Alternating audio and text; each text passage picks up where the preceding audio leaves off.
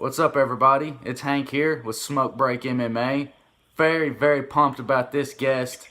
Back in the day, I watched him actually in his earlier days before he even made it to the UFC, and very excited that I reached out to him on Twitter and he answered me and agreed to come on. Mike the Truth Jackson. How you doing, Mike? Man, I'm doing well, but my first question to you is the name of the podcast. What are we smoking first? Well, what do you think? It's called That's Break the MMA. question. Hey, I don't know, man. These days, people smoking all kinds of stuff, so I just had to verify what we. The only kind of smoke you should be doing. I'll put it that way. Nah, good. Yeah, I'm about to head out to Vegas tomorrow and get it in, so I dig it. Oh yeah, for sure. I seen your post-fight interview after your fight with Punk. You mentioned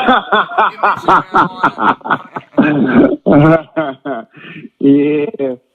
People were. It was cool because we're in Chicago and they was all pissed off. Like Illinois in general was all like on another level of idiocracy.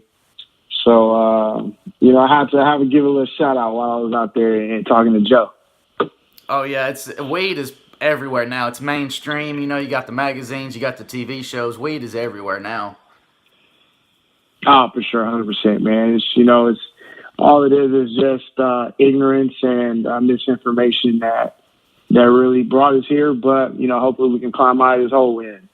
Yeah, I believe it eventually will be legal everywhere. It's pretty close now, but not in every single state. I believe eventually we'll get there. Right.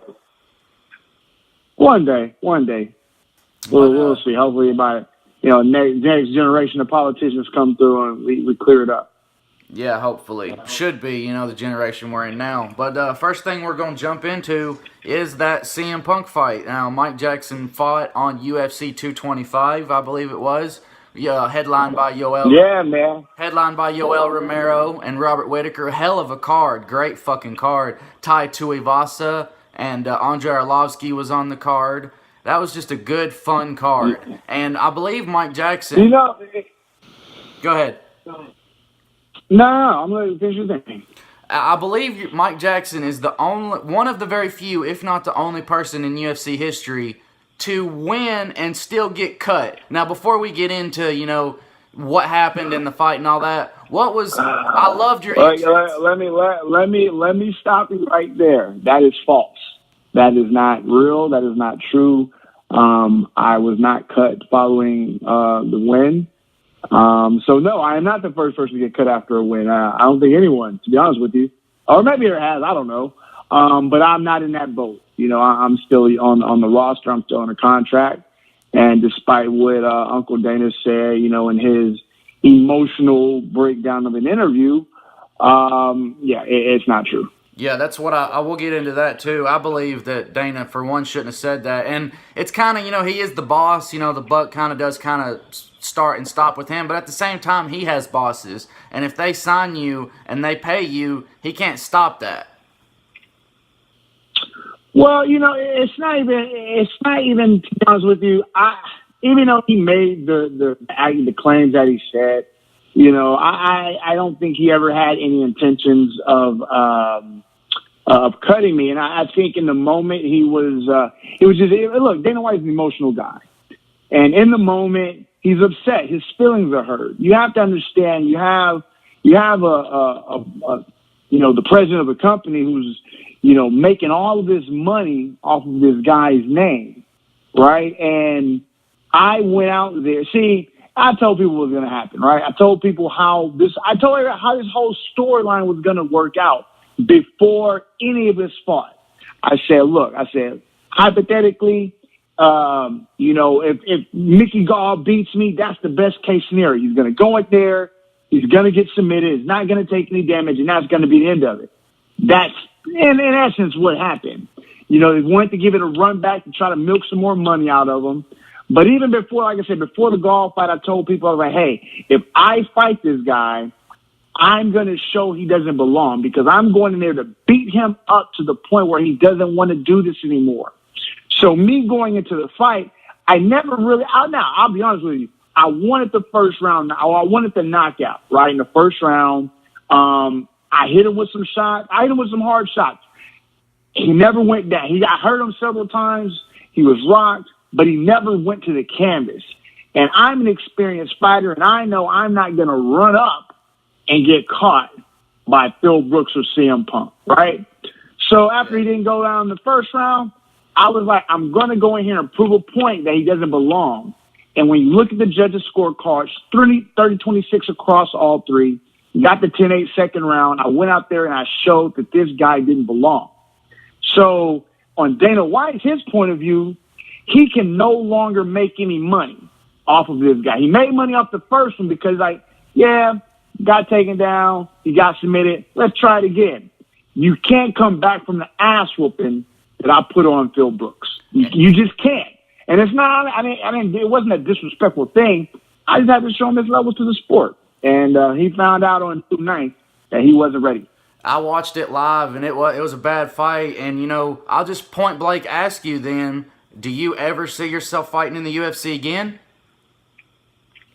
Of course. I mean, you know, actually. It's weird kind of hearing you say that, you know. And then we've all heard what Dana said, and I know what you say. Dana gets emotional, and he does. He said shit like he said that he would never make and bring women in the UFC. He did that. He said he would never do this, and he's proven himself wrong. But he seemed very upset with you, and I, for one, was on your side. I said that there was no way he should have been upset with you because he said the reason he was because you was showboating and throwing like bolo punches. For one, every fucking fighter taunts. You know, that's why when you buy the game, every fighter has a custom-made taunt with your person. Every single fighter. Connor puts his hands behind I didn't even know that. That's funny. You know what I mean? Connor puts his hands behind his back.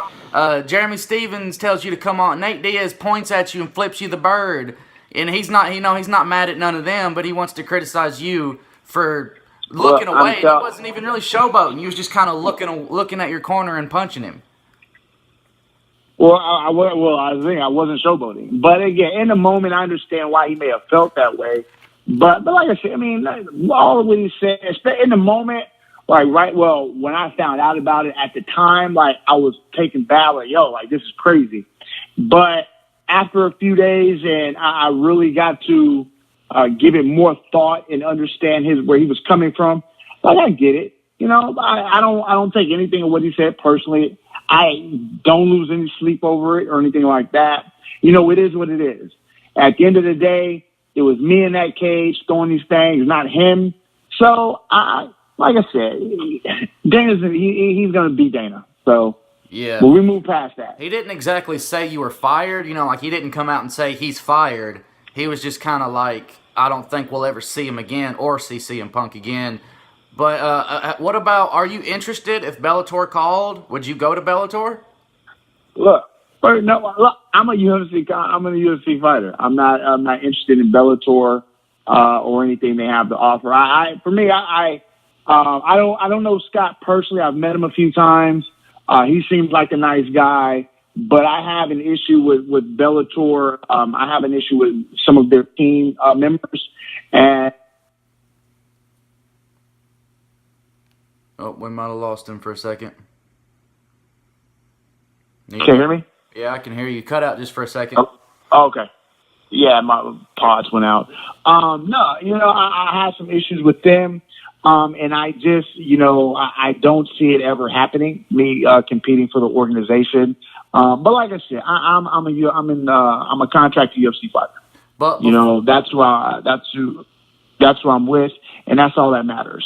You know, people talking these hypothetical Bellator fights or whoever, these guys from these other organizations. I've even had amateur fighters try to contact me and want to fight, and have promoters reach out to me.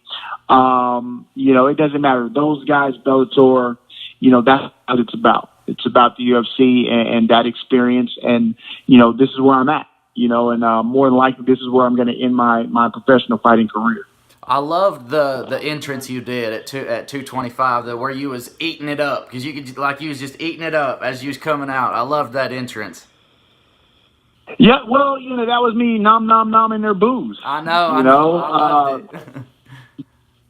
you have the United Center, huge venue. the house that Jordan built, and it's full of Chicago fans, and they're all booing.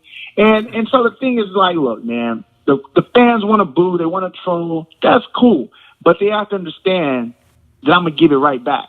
I'm not just gonna take it laying down, you know. And so a lot of people were upset about that. Maybe I think people were really upset who weren't in the arena because they didn't really understand what was going on. I don't think they heard how loud the boos were and how deafening it was. So I think they kind of took what I was doing, you know, the wrong way. But the people in the arena who saw me as I walked out, who looked at me up on that big screen, and they saw me eating the booze and nom nom nine, like they knew what it was about, and that was all for them. It wasn't for the people at home watching on TV. Yeah, I watched it, like I said, live, and I come into it knowing that you were going to beat him. And I knew the only thing that I was hoping for was that CM Punk had trained enough to at least maybe test you a little bit. And he, other than a couple of leg kicks and one takedown, literally did nothing. Got punched, got elbowed, got beat up for 3 rounds. And you could just tell, and you even said on Ariel Helwani's show, that if I can't knock him out in the first 5 minutes, if he don't go down, I'm going to beat him by decision. I'm going to beat his ass for 15 minutes, and that's exactly what you did. Yeah, I did what I said I was going to do. And I think really what it is a lot of people were, it really didn't matter how the fight went. People were going to be upset regardless. The only issue why people blew up as much as they did was because of Dana and his comments. I think if he would have said nothing, it would have been a different type. I still think that there was going to be the hate and the jealousy from people, but it wouldn't have been as big. I think he threw gas on the fire. But look, man, I'm out here. I do my best to my head movement is solid. You know, we out here moving and slipping these trolls on the internet. So, like I said, at the end of the day, I'm living my best life, and I can't worry about these guys. Have they called you with anything? I mean, I know you said you're still contracted. Like, have you heard a word about anything since these past few months? Yeah, of course. I've been in communications with the organization, with individuals in particular. I won't go into details about anything because it hasn't been released. But right. Yeah, man, you know, look, as I'm saying, like all the people running their mouths on social media is just because they don't know. Like, that's it. Like, if they knew things, then, well, maybe they would still run their mouths. I don't know. But look, it's me, it's my career. I'm with the UFC. They know what's going on, and that's literally all that matters. Yeah, I thought for sure that you would be back because, you know, UFC don't really do one fight contracts. They make you sign a contract for at least like 2, 3, 4 fights, maybe 2 at the least. But when Dana said those comments, I think, like you said, it took everybody for a back step. But Dana just gets pissed and moody sometimes. I'm sure that you're well aware of the situation going on between Conor and Khabib, and that we'll just jump to our next topic here. Who you got, Conor and Khabib? What's your prediction? How you see this one going down, man? Man, I'm going one line with Conor. I feel it's going to be a repeat of the Jose Aldo fight. I could be just talking shit. I don't know. But I was drinking some proper 12 yesterday. I've got a bottle coming. Is it good? You know, we were toasting to you know, sitting with the Maynards, toasting to good business and family and life, and with some proper 12. And, you know, it's cool. I ain't gonna, you know, I'll drink it again. But, you know, I think it's Conor's just on another level. You know, I know people, and I don't mean as a fighter. I just mean as a person. Like, he has this aura about him. He has this type of swagger about him that affects people. You know, I know Khabib, and Khabib is doing his thing too. Let's not get that mistaken. I like him, and I love what he does. But it's for Conor, and we all know this is mental warfare.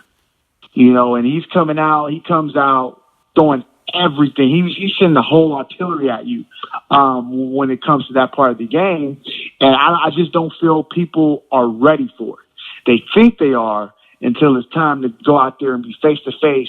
And you got this dude, this this little Irishman just in your face, just yapping at you. Like he's yapping at you the whole time, and you can't do anything about it. Like that's gonna weigh on you, and that's gonna eat at you. And and luckily they only doing like one press conference.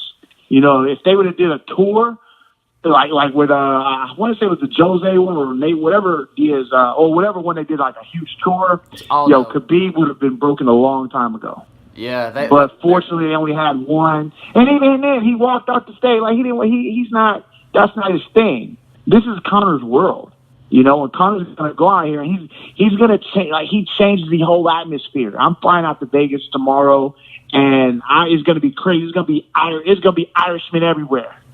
That place is gonna be Vegas. Is gonna be a madhouse. Yeah, they're having and I just don't feel Khabib is ready. They're having what? They're having another press conference with Conor and Khabib this Thursday, the day before the weigh-ins. Oh, okay. So yeah, they're gonna do like the media day, and that's gonna be crazy. And, it's gonna be crazy. Are you gonna be at the fight? Like, do you have a ticket to be at the fight? No, I don't know if I'm gonna be here. For me, I'm not. I don't enjoy going to fight sitting at the fans. You know, for me, it's when I'm in fights, I'm either in the back or I'm cage side. But sitting with the general, and it's not like I know people, they enjoy the experience, but that's just not for me. You know, dealing with the ruckus crowd and the yelling and the screaming and people who don't really know what they're talking about, you know, that's not my thing. You know, so I try to avoid all of that. You know, but I will be in Vegas supporting, you know, my good close personal friend and teammate, Derek Lewis, you know, who's on the card. You know, Black Beast, you know, we get a win here in dominant fashion. You know, title shots up next, you know, so I'm going to be out there again supporting him. Yeah, I'm a huge Black Beast fan. I've got him winning by second round TKO. Nice. You know, he's been working hard. You know, he's been in the gym. You know, his back is feeling better. He's getting that taken care of. The dude, he's ready. You know, so we're going to see another Black Beast mauling this Saturday night. Another fight that the co-main event, Ferguson and Pettis, that's a close one. I think that's way closer than people think. What's your thoughts on that one, man? It's going to be a fun fight. I think that, you know, Max may have the tools, you know, necessary here to win, to defeat Anthony. I think Anthony is a great fighter. I love watching him fight. I've always been a fan of his as well. But I feel that Max is going to be a little bit better. You mean Tony? He's going to be a little bit more well-rounded. Tony. Oh, I'm sorry. Tony, yeah. You're good. I think I get him confused with Max, but Kukui. Yeah. He's going in there and but he's a little bit more well-rounded than Anthony is, and I think he's going to have the tools that's going to put him over on Saturday. Honestly, I think Pettis is kind of a sleeper. I think if there's one underdog that you could kind of bet on that might actually pan out for you, it could be Pettis. You know, those dangerous kicks. He's dangerous. Pettis is 100%. Like, I'm not. This is not a for sure win. This is just who I feel is who's gonna win. But no. Anthony Pettis is 100% in this fight. Like you said, it's going to be a close fight, and he has every opportunity to win as well. You know, but I just feel that. That he's going to have the necessary skills to finish it. Yeah, that's a close one to call. A lot of close ones. Like the Derek Lewis one, I got Derek winning, but Volkov, he's a fucking beast. He is 100%. Like, you know, look, if you're in the UFC, man, like you're fighting top 10, especially, you know, top 10s of any division. Like, you know, it's killers all the way around. You know, and so you have to be prepared. But I just feel like, you know, they're low. Just like even in the top 10, there's levels and people are going to be a little bit different. They're going to be able to stand out a little bit more. And like I said, Derek's going to go out there. That's a bad man. Oh, yeah. I mean, yeah, he's definitely one of the top knockout artists in that heavyweight division. And like you said, one more, maybe two more title shot. No, I think obviously the Ngannou fight didn't go as planned. You know, we got the win, but not in. He said he got the W. That's all that counts. Yeah, he got the W. You know, that's all that counts. But didn't go as planned. So we didn't necessarily get the title shot. I think with an impressive win, he would have gotten a title shot. But in this fight, I think this is the one. You know, he defeated Francis. He got the win in crazy fashion.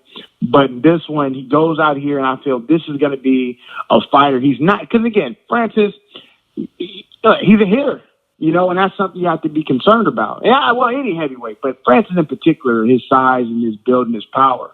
But, you know, Derek, I've talked to him, and he's, I looked across the cage, and that dude didn't want none of it, you know, and that's Francis.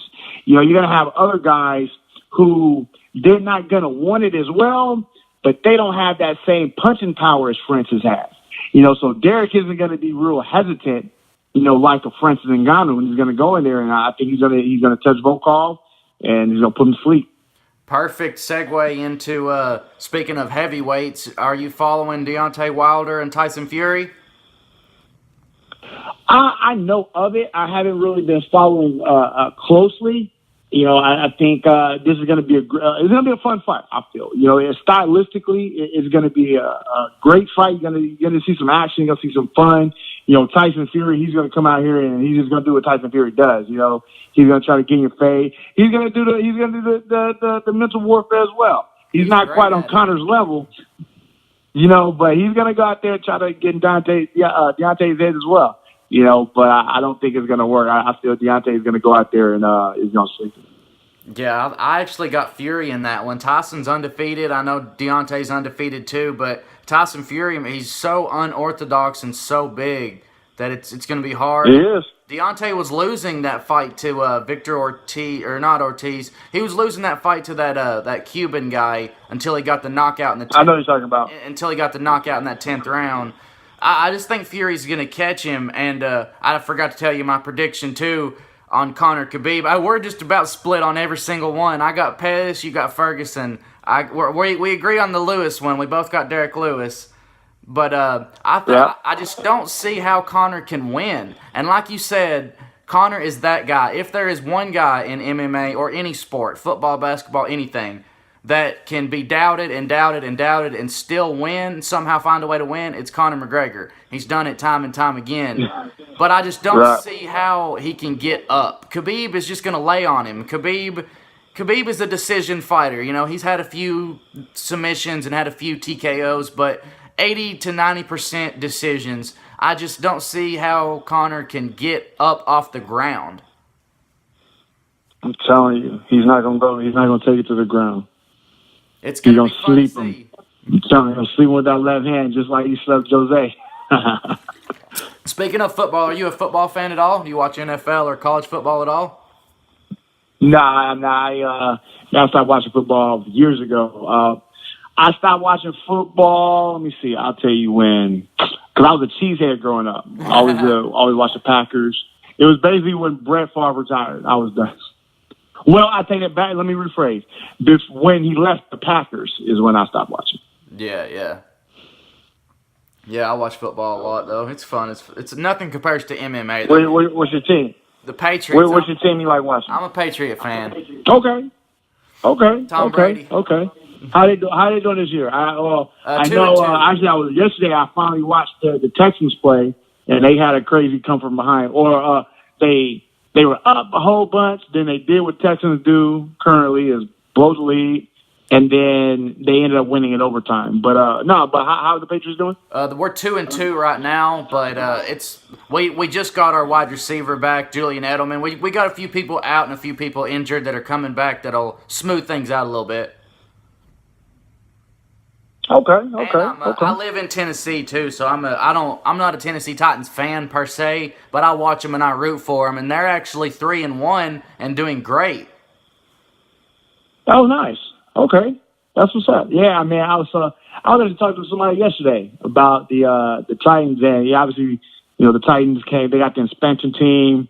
They got the Houston Oilers when they went out there. So, we got a little connection there, a little Tennessee Houston love. Do you live out in Houston, or I seen on your Facebook, is it Mississippi, I think? No, it's Houston, born and raised. Born and raised, and I lived here. Probably will never move. But that's the thing, I get to travel a lot, though. You know, I'm all over the country, man. Let me see. I've been on a Texas tour here recently, but I mean, like I said, tomorrow I go to Vegas. I just got back from Chicago like a week ago. I think I was in, where was I? I was in Mississippi not too long ago. Where else am I going here soon? I think I'll be back in Vegas in December. So I'm just all over the country, man. Just and like I said, man, living my best life on this Truth Food tour. Busy man. That I am. I left out one thing on my notes about CM Punk too. Was you a wrestling fan? Like before you had ever heard about Punk or the fight was booked or the contract signed? 100%. Yeah. Was you a fan You of know, his? I grew up.